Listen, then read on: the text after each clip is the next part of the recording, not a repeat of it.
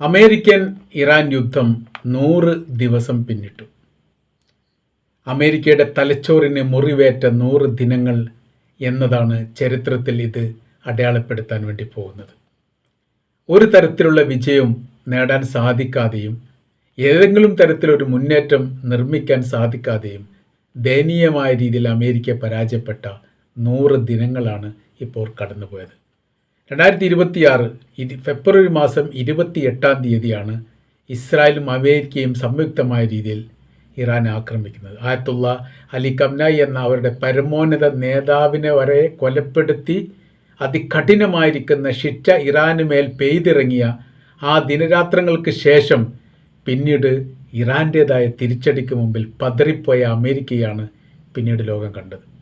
അവിടെ നിന്ന് ഉയർത്തെഴുന്നേൽക്കാൻ ഇപ്പോഴും അമേരിക്കയ്ക്ക് സാധിച്ചിട്ടില്ല. അവരുടെ 3 പടക്കപ്പലിനും മാരകമായിരിക്കുന്ന മുറിവേറ്റു. മെഡിറ്ററേനിയൻ കടലിലെ കപ്പലിനെ കാണാതായി എന്ന റിപ്പോർട്ട് പുറത്തു വന്നു. പിന്നീട് അത് പിന്നെ തിരച്ചിലായി. അതുമായി ബന്ധപ്പെട്ട് കുറേ മീഡിയക്കാർ അതിൻ്റെ പിറകെ പോയി. അങ്ങനെ ഒടുവിൽ കണ്ടെത്തിയത് അമേരിക്കയിലേക്ക് അടിഞ്ഞിരിക്കുന്നു. അതിന് തീപിടുത്തമുണ്ടായി, അതിൻ്റെ എഞ്ചിന് തകരാറായി, ഓട്ടിക്കാൻ വേണ്ടി പറ്റാതെയായി. അതിൽ നിന്നൊരു യുദ്ധത്തിനോ ആക്രമണത്തിനോ ആരോഗ്യക്ഷയമുണ്ടായി. വരാൻ പോകുന്ന 2 വർഷത്തേക്ക് ഇനി ജെറാഡ് ആൾഫോർഡ് എന്ന് പറയുന്ന മെഡിറ്ററേനിയൻ കടലിൽ നങ്കൂരമിട്ടിരിക്കുന്ന കപ്പലിന് യുദ്ധവുമായിട്ട് ബന്ധപ്പെട്ട് വരാൻ സാധിക്കുകയില്ല, അല്ലെങ്കിൽ ആ പ്രവർത്തനത്തിൽ എത്തണമെങ്കിൽ ഏറ്റവും ചുരുങ്ങി 2 വർഷം കഴിയണം എന്ന് അമേരിക്ക സ്ഥിരീകരിക്കുകയും ചെയ്തു.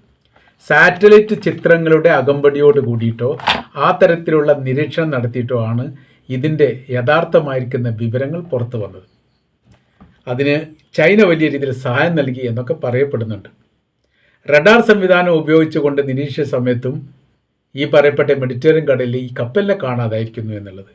70ഓളം യുദ്ധ വിമാനങ്ങൾ ലാൻഡ് ചെയ്യാൻ മാത്രം വിശാലമാക്കപ്പെട്ട കപ്പലായിരുന്നു. ഈ കപ്പലിൽ നിന്ന് വേണമെങ്കിൽ ആണവായുധം പ്രയോഗിക്കാൻ പോലും സാധിക്കും എന്ന തരത്തിലാണ് അതിന് രൂപകൽപ്പന ചെയ്തത്. പക്ഷേ ഫലമൊന്നും ഉണ്ടായിട്ടില്ല, നാണം കെട്ട പരാജയമല്ലാതെ. ഓപ്പറേഷൻ എപ്പിക് ഫ്യൂറി എന്ന പേരിലാണ് 2026 ഫെബ്രുവരി 28-ന് യുദ്ധം ആരംഭിക്കുന്നത്. ഒരു ഓപ്പറേഷൻ നടന്നിട്ടില്ല. തിരിച്ചടി എപ്പിക് ഫ്യൂറി എന്ന് പറയേണ്ടിടത്തേക്ക് കാര്യങ്ങൾ എത്തിയെന്ന് ചുരുക്കം.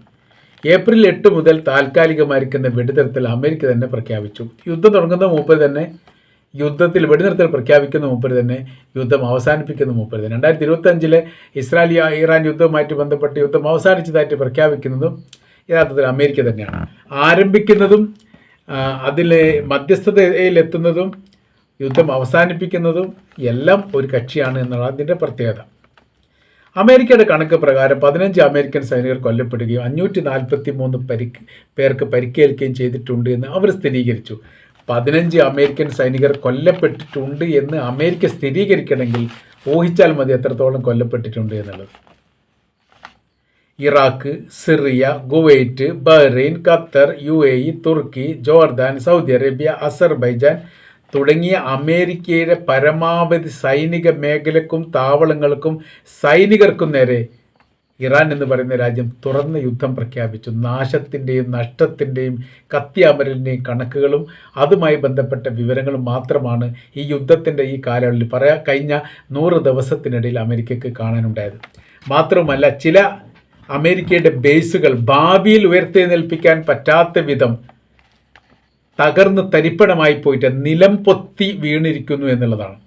സൈനികരുടെ നിലവിളി കൂട്ടമരണമായിട്ട് അവസാനിച്ച രീതികളൊക്കെ പ്രാദേശിക ചാനലിൽ ഈ വിഷയവുമായിട്ട് ബന്ധപ്പെട്ട് പുറത്തു വന്നിട്ടുണ്ട്. പക്ഷേ അമേരിക്ക ഇപ്പോൾ സ്ഥിരീകരിച്ച് നമ്മൾ പറഞ്ഞു 13 എണ്ണം മാത്രമാണ്. മെയ് പകുതിയോട് കൂടിയുള്ള കണക്ക് പ്രകാരം 29 ബില്യൺ അമേരിക്കൻ ഡോളർ അവർക്ക് നഷ്ടമായിട്ടുണ്ട് യുദ്ധവുമായിട്ട് ബന്ധപ്പെട്ട്. ആഗോള ഇന്ധന വില കുതിച്ചുയർന്നത് ഈ കാലഘട്ടത്തിലാണ്.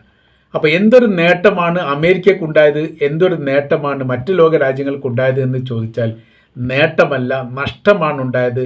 നഷ്ടത്തിൻ്റെ പരമ്പരകൾ സൃഷ്ടിക്കപ്പെട്ടു എന്നുള്ളതാണ്. ഇസ്രായേലിലുള്ള മരണവുമായിട്ട് ബന്ധപ്പെട്ട് അവർ റിപ്പോർട്ട് പുറത്തുവിട്ടത് ഇങ്ങനെയാണ്.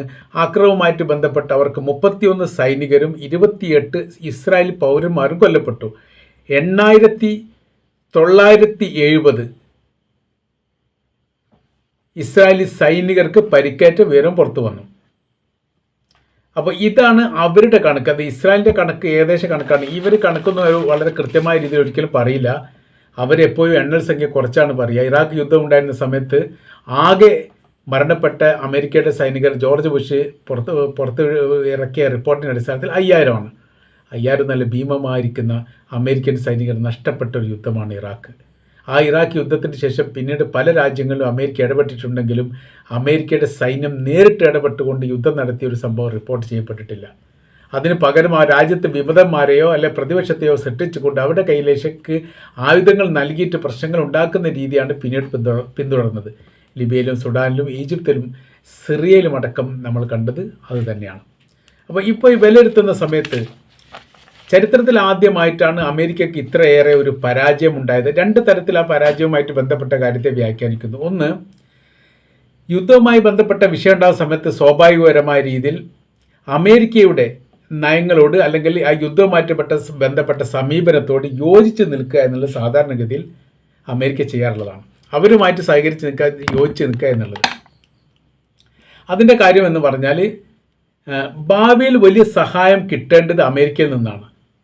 അവർ ഉപരോധമായിട്ട് ബന്ധപ്പെട്ട കാര്യങ്ങൾക്ക് പ്രശ്നങ്ങൾ ഉണ്ടാക്കിയാൽ, കയറ്റുമതി ഇറക്കുമതിയുമായിട്ട് ബന്ധപ്പെട്ട കാര്യത്തിലൊക്കെ പ്രശ്നങ്ങൾ ഉണ്ടാക്കിയാൽ ഭാവിയിൽ സാമ്പത്തികപരമായ രീതിയിൽ വലിയ രീതിയിൽ ആഘാതമുണ്ടാകും ഒരു സാധാരണക്കാരനായ 3-4 ലോക രാജ്യങ്ങൾക്കൊക്കെ. അപ്പോൾ അതില്ലാതാക്കാൻ വേണ്ടി അമേരിക്കയുടെ നയങ്ങളോടൊപ്പം ചേർന്ന് നിന്നാൽ പിന്നെ പ്രശ്നങ്ങൾ തീർന്നല്ലോ. അങ്ങനെ സാധാരണ ചെയ്യാറുണ്ട്. ഏതൊരു പ്രശ്നം ഉണ്ടാകുന്ന സമയത്തും അവർ ചെയ്യില്ല. ന്യായവും അന്യായവും അല്ല നോക്കുക, അമേരിക്കയുടെ നയങ്ങൾക്കും സമീപനങ്ങൾക്കും ഒപ്പം ചേർന്ന് നിൽക്കുക എന്നുള്ള പ്രവൃത്തിയാണ് ചെയ്യാറുള്ളത്. ഇറാൻ്റെ വിഷയത്തിൽ അത് ഉണ്ടായിട്ടില്ല എന്നുള്ളതാണ്. അറേബ്യൻ രാജ്യങ്ങൾ അത് ചെയ്തിട്ടില്ല, യൂറോപ്യൻ രാജ്യങ്ങൾ ചെയ്തിട്ടില്ല, അമേരിക്കൻ ഐക്യനാടുകൾ ചെയ്തിട്ടില്ല, ആഫ്രിക്കൻ രാജ്യങ്ങൾ ചെയ്തിട്ടില്ല. ഒരു രാജ്യവും ഈ വിഷയവുമായിട്ട് ബന്ധപ്പെട്ട് ഹോർമുസ് കടലിൻ്റെ മേഖല എത്തിയ സമയത്താണ് സഹായം തേടിയത്. ഡൊണാൾഡ് ട്രംപ് സഹായം തേടി പരമാവധി രാജ്യങ്ങളോടൊക്കെ. ഒരാളും സഹായിച്ചിട്ടില്ല എന്നുള്ളത് അതിശയിപ്പിക്കുന്ന കാര്യമാണ്, ലോകത്തെ അമ്പരപ്പിച്ചിരിക്കുന്ന കാര്യമാണ്, അമേരിക്ക ഞെട്ടിപ്പോയിരിക്കുന്ന കാര്യമാണ്. കാര്യം നിങ്ങൾക്ക് ബജറ്റ്, ഓരോരോ ബജറ്റ്, അതേ ട്രംപ് പറഞ്ഞിരിക്കുന്ന ഒരു പ്രസ്താവന തന്നെ ഇങ്ങനെയാണ്: വാർഷിക ബജറ്റ് അമേരിക്കൻ കോൺഗ്രസിൽ അവതരിപ്പിക്കുന്ന സമയത്ത് യൂറോപ്യൻ രാജ്യങ്ങൾക്ക് അവരുടെ രാജ്യവികസനവുമായി ബന്ധപ്പെട്ട കാര്യത്തിന് പ്രത്യേകമായിരിക്കുന്ന പണം നീക്കിവെക്കുക എന്നുള്ളത് സ്വാഭാവികമായിട്ട് ചെയ്യാറുള്ളത്. ഇനി ഞങ്ങളത് ചെയ്യില്ല എന്നാണ് അവർ പറഞ്ഞത്. അപ്പോൾ ഈ ഹോർമുസിൻ്റെ തീരം ചേർന്നുകൊണ്ട് തങ്ങൾ സഹായിച്ചു കഴിഞ്ഞാലുള്ള ഗുണമെന്ന് പറഞ്ഞാൽ അവിടെ സ്വതന്ത്രമായിരിക്കുന്ന ഒരു പാതയാക്കി മാറ്റാൻ വളരെ എളുപ്പത്തിൽ സാധിക്കും. യൂറോപ്യൻ രാജ്യങ്ങളോടും അമേരിക്കയോടും ഒരുമിച്ച് യുദ്ധം ചെയ്യാനുള്ള ശക്തിയൊന്നും ഇറാൻ ഇല്ല എന്നതിനാൽ ഇവിടെ വളരെ കൃത്യതയോട് കൂടിയിട്ട് ഓപ്പൺ ആക്കാൻ വേണ്ടി പറ്റും. അപ്പോൾ ഈ മേഖലയിലൂടെ കപ്പലുകൾക്ക് യഥേഷ്ടം സഞ്ചരിക്കാൻ പറ്റുന്ന സാഹചര്യങ്ങൾ സൃഷ്ടിച്ചാൽ ഓട്ടോമാറ്റിക്കായിട്ട് അമേരിക്കയുടെ ഇറാൻ്റെ സാമ്പത്തികം തകരുകയും അതോടൊപ്പം തന്നെ യുദ്ധത്തിൽ അവർ കീഴ്പ്പെടുകയും ചെയ്യും. ഇതായിരുന്നു അവർ തന്ത്രം. പക്ഷെ ആരും സഹകരിച്ചിട്ടില്ല. അപ്പോൾ അമേരിക്കയെക്കാളേറെ ഭയപ്പെടേണ്ടത് നിലവിലെ സാഹചര്യത്തിൽ ഇറാനെയാണ് എന്ന് ലോകം വിശ്വസിക്കുന്നു. കാര്യം എന്ന് പറഞ്ഞാൽ മുറിവേറ്റ സിംഹമാണ് ഇറാൻ എന്ന് പറയുന്നത്. അവരെന്തും ചെയ്യും. അപ്പോൾ അങ്ങനെ തങ്ങളുടെ രാജ്യത്തെ ബലി കൊടുക്കുന്ന രീതിയിലേക്ക് എത്തിക്കാൻ തങ്ങൾക്ക് താല്പര്യമില്ല എന്നുള്ളതാണ് ഈ വിഷയവുമായിട്ട് ബന്ധപ്പെട്ട് ജർമ്മനി അടക്കമുള്ള രാജ്യങ്ങൾ പറയും. ജർമ്മനിയോട്, ഫ്രാൻസിനോട്, ഇറ്റലിനോടൊക്കെ ഈ അമേരിക്ക നേരിട്ട് തന്നെ സഹായം ചെയ്തിട്ടുണ്ട്. നിങ്ങളുടെ യുദ്ധക്കപ്പലിനെ ഇങ്ങോട്ട് ഈ മേഖലയ്ക്ക്, ഹോർമുസ് മേഖല കേന്ദ്രീകരിച്ചുകൊണ്ട് അയച്ചു തരിക. അങ്ങനെ ഇറാനെ പ്രതിരോധത്തിലാക്കിയിട്ടില്ലെങ്കിൽ ഭാവിയിൽ അതിനെ നിങ്ങളെയും ബാധിക്കുമെന്നൊക്കെ അമേരിക്ക പറഞ്ഞു. ഏത് തരത്തിൽ ബാധിക്കപ്പെട്ട് കഴിഞ്ഞാലും ചെയ്യാൻ പോകുന്നത് ഇറാനാണല്ലോ. തങ്ങൾക്ക് അവരുടെ നയങ്ങളും നിലപാടുകളും അറിയാം. അവർക്കെതിരെയുള്ള യുദ്ധത്തിന് തങ്ങളില്ല. ഇല്ലാത്തൊരു ശത്രുവിനെ സൃഷ്ടിക്കാൻ ഞങ്ങൾക്ക് താല്പര്യമില്ല എന്നാണ് അവർ പറഞ്ഞത്. പുതിയൊരു ശത്രുവിനെ സൃഷ്ടിക്കുന്ന സമയത്തുള്ള പ്രശ്നം എന്ന് പറഞ്ഞേക്കാണെങ്കിൽ അവർ തിരിച്ചടി ഉണ്ടാവും. ആ തിരിച്ചടി എത്രത്തോളം മാരകമായിരിക്കും എന്ന് കണക്കുകൂട്ടാൻ വേണ്ടി പറ്റില്ല. കാര്യം ഇറാനെ സംബന്ധിച്ചിടത്തോളം അവരുടെ അവസാനത്തെ അസ്ത്രമാണ് അവിടെ ആ ഗവൺമെൻറ് ഭരണകൂടത്തെ നിലനിർത്തുക എന്നുള്ളത്. ആ സംവിധാനത്തിന് നേരെ ആക്രമണം നടത്തുന്ന സമയത്ത് പിന്നീട് എന്താകുമെന്ന് അറിയാം, ഭാവിയിൽ ഒരു ഏകാധിപത്യത്തിലേക്ക് അമേരിക്കയുടെ പിന്തുണയുള്ള ഭരണ സംവിധാനം ഇറാനിലേക്ക് എത്തുന്നൊരു സാഹചര്യങ്ങൾ ഉണ്ടാവും എന്ന് പറയുമ്പോൾ അവിടെ തന്നെ അത് അവസാനിക്കുന്നില്ല. 3-4 ലോക രാജ്യങ്ങളും അറബ് രാജ്യങ്ങളും അടക്കമുള്ള രാജ്യങ്ങളുടെ നിലനിൽപ്പിനെ തന്നെ സാരമായിട്ട് ബാധിക്കും. അവർ ഭീഷണിപ്പെടുത്തി ബ്ലാക്ക് മെയിൽ ചെയ്തു പോലും ഭരണത്തിൽ ഇടപെടുന്ന ഒരു സാഹചര്യങ്ങൾ അമേരിക്ക സൃഷ്ടിക്കും. സാധാരണ അവർ ചെയ്യാറുണ്ട്. കുവൈത്ത് യുദ്ധവുമായിട്ട് ബന്ധപ്പെട്ട് കുവൈറ്റ് ആകെ പറഞ്ഞിരിക്കുന്ന പരാതി അങ്ങനെയാണ്, ഞങ്ങളുടെ ഭരണത്തിൽ അമേരിക്ക ഇടപെടുന്നു എന്നുള്ളത്. അപ്പോൾ ഈ സാഹചര്യത്തിലേക്കും ഈ അവസ്ഥയിലേക്കും ആണ് പോകുന്നത്. നമ്മൾ പറഞ്ഞു വരുന്ന വിഷയം, ഈ യുദ്ധവുമായിട്ട് ബന്ധപ്പെട്ട് 100 ദിവസം പൂർത്തിയാകുന്ന ഇന്നത്തെ ദിവസം നമ്മൾ വിലയിരുത്തുന്ന സമയത്ത് നാശത്തിൻ്റെയും നഷ്ടത്തിൻ്റെയും ദുഃഖത്തിൻ്റെയും പ്രയാസത്തിൻ്റെയും കണക്കുകൾ മാത്രമേ അമേരിക്കയുടെ ഭാഗത്തുനിന്ന് മുന്നോട്ട് വരാനുള്ളൂ എന്നുള്ളതും ഇസ്രായേലിനും സമാനമായ രീതിയിൽ തന്നെയാണ് അനുഭവപ്പെടുന്നത് എന്നതുമാണ് ഈ വിഷയവുമായിട്ട് ബന്ധപ്പെട്ട് നമ്മൾക്ക് മനസ്സിലാക്കാൻ വേണ്ടിയിട്ട് സാധിക്കുന്നത്.